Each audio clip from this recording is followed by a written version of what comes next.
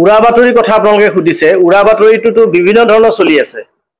মানে যোনে যোনে এই পৰিয়ালকেইটা সহায় কৰিবলৈ গৈছে সকলোৱে উৰা বাতৰি আৰু এনেকুৱা ধৰণৰ গ্লানিৰ সন্মুখীন হৈছে আমি বুলিয়ে নহয় যোনে যোনে যিমানবোৰ পক্ষ কোনোবা ব্যক্তি বিশেষে তেওঁলোকে সহায় কৰিব গৈছে তেওঁলোকে সকলোৱে গ্লানিৰ সন্মুখীন হৈছে আমাৰ সন্মুখীনটো এনেকুৱাকে হৈছে কোনোবা হোটেলত গৈ কোনোবা বহিছে কাৰোবাই কথা পাতিছে চাহ খাইছে গৈ পেলাই মালিক পক্ষৰ লগত বহিছে গৈ পেলাই বিশাল ধনৰাশি লৈ আহিছে কোনোবা গাড়ীত মেট মৰা ভাৰ লৈ আহিছে আৰু গোটেই বিলাই ফুৰিছে ৰাস্তাই ৰাস্তাই মানে আপোনাৰ মানে মিঠাই ভগোৱাৰ দৰে এনেকুৱা ধৰণৰ মানে কথাবোৰ ওলাইছে গতিকে এইবোৰতো ওলাই থাকিব এইবোৰ ৰাইজে জানে কিন্তু আমাৰ ইয়াৰ মাজতে এইটো কৈছো এইবোৰ যিমানেই ওলাই তেতিয়া কি হয় মানুহবোৰ সজাগ হয় এইটো আমি ভালেই পাইছো যিমানে এইবোৰ ওলাব ৰাইজক সজাগ হ'ব গতিকে ইয়াৰ মাজতে আৰু এটা সজাগ কৰিবলগীয়া কথা হ'ল কি এই যেটো জিএম কুক বুলি আমি ইন্ডাস্ট্ৰিটো কথাটো কৈছো আটাইতকৈ পলিউটেড ইন্ডাস্ট্ৰি ইন ডিমৰিয়া আৰু গোটেই ডিমৰিয়াৰ দিগাৰু নদীৰ যে মাছবোৰ যে গোটেই মৰিছে জলপ্ৰাণীবোৰ যে মৰিছে আমাৰ যে ইয়াৰ যেটো পৰিবেশৰ প্ৰতি যে এটা ভাবুকি সৃষ্টি কৰিছে তাৰ একমাত্ৰ এটা প্ৰধান উপাদান হ'ল এই কুক কোম্পানীটো নিজ চকুৰে চাক্ষুষ লক্ষ্য কৰি আহিছো হাতু তলা নিচিনা উতলি আছে কেমিকেলবোৰ নাইট্ৰাছ অক্সাইড সালফাৰ গোটেইবোৰ মিক্স কৰি পেলাইছে পানীত ইয়াত দাবী জনাইছো আমি যেটো পলিউশন কন্ট্ৰোল বোৰ্ড আছে তেওঁলোকে chairman and secretary joint secretary সদস্য সচিব সকলোকে আমি অনুৰোধ জনাইছে এইটো অতি সোনকালে এইটো তেওঁলোকে এইটো হেৰি কৰিব লাগে ইনভেষ্টিগেশ্যনটো কৰিব লাগে আৰু এটা কথা এজন মানুহ তাত মৰিছে আমাৰ খিলঞ্জীয়া ভূমিপুত্ৰ এজন তাত হত্যা কৰা হৈছে বহিৰাগতৰ দ্বাৰা হত্যা কৰা হৈছে কিন্তু তেওঁলোকে যুজা কৰিছে শুনিছো তেওঁলোকে কোম্পানীটো আকৌ চলাইছে বা চলোৱাৰ কাৰণে যুজা কৰিছে আকৌ সাৱধান কৰিছো মালিক পক্ষক পৰিস্থিতি ডিমৰিয়াত যাতে আকৌ উষ্ণ কৰি নুতুলে গতিকে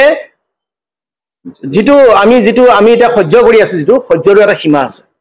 গতিকে বস্তুটো আমি নম্ৰতাৰে গণতান্ত্ৰিকভাৱে তেওঁলোকৰ মালিক পক্ষলৈ আলোচনা কৰি পেলাই আমি বস্তুটো শেষ কৰিবলৈ বিচাৰিছো যাতে উচিত তদন্ত হয় আৰু উচিত যেটো ক্ষতিপূৰণ তেওঁলোকে পায় কিন্তু তেওঁলোকে আক্ৰোশমূলকভাৱে তেওঁলোকে কিহৰ শক্তিত বলিয়ান হৈ পেলাই তেওঁলোকে ৰাইজৰ শক্তি আটাইতকৈ ডাঙৰ শক্তি গতিকে তেওঁলোক সকীয়াই দিছো মালিক পক্ষক অনতি পলমে যদি কিবা তেনেকুৱা মানে পদক্ষেপ ল'বলৈ বিচাৰিছে তেওঁলোকে কোম্পানীটো বন্ধ ৰাখক তেওঁলোকে কোম্পানী চলাব কোম্পানী কোনো বন্ধ নহয় কিন্তু আমি বৰ্তমান আলোচনাটো নহলকৈ বন্ধ ৰাখিবলৈ কৈছিলো তেওঁলোকে সেইটো কৰাটো ভুল হৈছে কিন্তু ইয়াৰ পৰিণাম কিন্তু দুগুণ বেয়ালৈ গুচি যাব পাৰে গতিকে এইটো আমি নম্ৰতাৰ ভদ্ৰতাৰে আমি আহ্বান জনাইছো তেওঁলোকক যাতে সেই কাৰ্যৰ পৰা তেওঁলোকে বিৰত থাকে আৰু উৰাবাদী সন্দৰ্ভত এইটোৱে কথাটো আছিলে জানে আজিকালি চকুবোৰ তেনেকুৱা গতিকে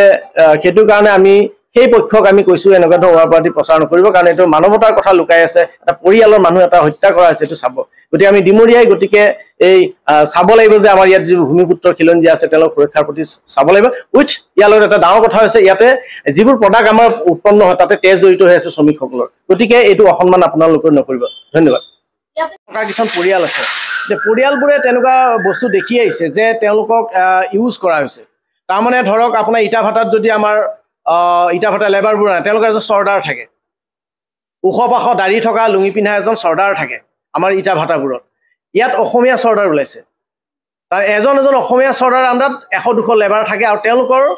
কমিশ্যন কিছুমান তেওঁলোকে পায় তেওঁলোকে যদি ডেইলি হাজিৰা যদি তেওঁলোকে 300 টকা সাপোজ পাই আছে বা 500 টকা পাই আছে 50 টকা 100 টকা তেওঁলোকৰ পায় এনেকুৱা ধৰণৰ চলি আছে বা সেই চৰ্দাৰজনে তেওঁ পাবলৈ টকাখিনি মাহেকমত পাবলৈ টকাখিনি 10 দিন বা 7 দিনৰ কাটি ৰাখে নহলে তেওঁ পলাই যাবগৈ পাৰে এনেকুৱা ধৰণৰ তেওঁলোকক তানে পণবন্দী কৰি ৰখা হৈছে গতিকে মই কালিও কৈছো যে এটা মধ্যযুগীয় ব্যৱস্থা এটাও চলি আছে শ্ৰমিকসকলৰ ওপৰত গতিকে এইটো যেটো লেবাৰ কমিশ্যন আছে আৰু লেবাৰ যিবোৰ ডিপাৰ্টমেণ্ট আছে তেওঁলোকে এইটো এটা ইনভেষ্টিগেশ্যন কৰিব লাগে এনে ধৰণৰ যে উৰাবাতৰি ওলাইছে ডিমৰিয়াৰ দল সংগঠনসমূহৰ ওপৰত একেবাৰে নহয় কাৰণ দুজনমান মানুহে কৈ দিলে এইটো নহব যোনে লাগি আছে দল সংগঠন এটা হ'ল দল সংগঠনবোৰ আপুনি চাব বিভিন্ন উদ্দেশ্য লৈ পেলাই প্ৰেছাৰ গ্ৰুপ বুলি কয় গতিকে এইবোৰ সাব সৃষ্টি কৰা গ্ৰুপ আৰু প্ৰত্যেকটো সাব সৃষ্টি কৰা গ্ৰুপৰ কিছুমান উদ্দেশ্য আৰু অবজেক্টিভ থাকে কিছুমান কিছু সময়ৰ কাৰণে হয় কিছুমান বছৰৰ কাৰণে হয় কিছুমান দীঘলীয়া হয় যেনেকৈ ৰঙা নদী প্ৰকল্পৰ কাৰণে যিটো হৈছিলে কৃষক মুক্তি সংগ্ৰাম সমিতি তেওঁলোকৰ ডিষ্টেন্সটো কিমান আছিল অসম আন্দোলনৰ কাৰণে যিটো সংগঠন হৈছিল সেইটো এটা প্ৰেছাৰ গ্ৰুপ ঠিক তেনেকৈ এই প্ৰেছাৰ গ্ৰুপবোৰ থকাৰ কাৰণে ডিমৰিয়া যে এইটো অৱস্থাত আছে নহ'লে ডিমৰিয়া কেতিয়া ভাঙি চিঙি গ'লহেঁতেন গতিকে এই সন্দেহ 2-এজনৰ থাকিব পাৰে তেওঁলোকে কিহৰ ভিত্তিত এইবোৰ থাকিব পাৰে হয় কোনো ধোৱাটো লিখি পোৱা নহয় 2-এজনৰ কিবা ভুল থাকিব পাৰে সেইটো কাৰণে তেওঁলোকে সচকিত হৈ পেলাই চলিব লাগিব আকাংক্ষিত ঘটনা এই ঘটনাটোক আমি সঁচাই মৰ্মাহত আৰু নিহত পৰিয়ালটোক বা আহত পৰিয়ালসকলক ক্ষতিপূৰণ দিবৰ কাৰণে যোৱা 16 তাৰিখে অনুষ্ঠিত সভাত ৰাজহুৱা সিদ্ধান্ত হৈছে আৰু তাৰ কাৰণে আমি আহ্বায়ক কমিটি এখনে এই গোটেই প্ৰক্ৰিয়াটোক ক্ষতিপূৰণ দিয়া আৰু ন্যায়িক যিটো ব্যৱস্থা এই ব্যৱস্থা প্ৰদান কৰিবৰ কাৰণে আমি সিদ্ধান্ত গ্ৰহণ কৰিছোঁ কিন্তু দেখা গৈছে যে এছাম ব্যক্তিয়ে যে এই গোটেই ব্যৱস্থাটো আমাৰ যিটো সিদ্ধান্ত আমাৰ সিদ্ধান্ত তেওঁলোকে